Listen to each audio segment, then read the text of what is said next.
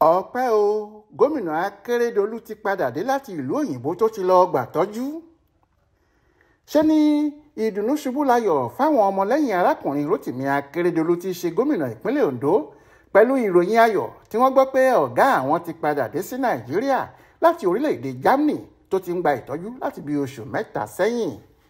ọ̀sán ọjọ́bọ̀ tọ́sídẹ̀ẹ́ ọjọ́ 7 oṣù kẹsàn-án ọdún yìí ni ìyàwó gómìnà ọ̀hún abilékọ Betty Anyanwu Akeredolu fi fídíò kan síta sórí ìkànnì Facebook ẹ̀ níbi èyí tó ti ṣe àfihàn ọkọ rẹ̀ níbi tó jókòó sí nínú bàálù tó ń gbé bọ̀ wá sílé tó sì kọ àkọlé kan sórí rẹ̀ báyìí pé ilé koko ni ta gbé.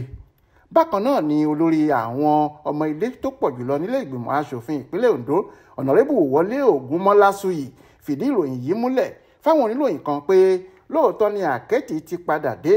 ó ní ìlú Àbújá ni bàálù rẹ̀ balẹ̀ sí kó tó mórílé ilé rẹ̀ tó wà nílùú Ìbàdàn nípínlẹ̀ Ọ̀yọ́.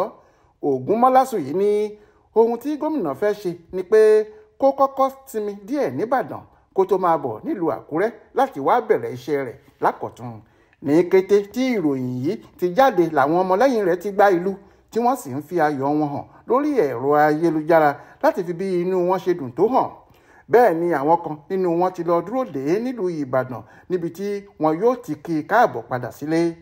Olúṣèyẹ Iyadé ló ṣàkójọpọ̀ ìròyìn náà fún Aláròyé online television.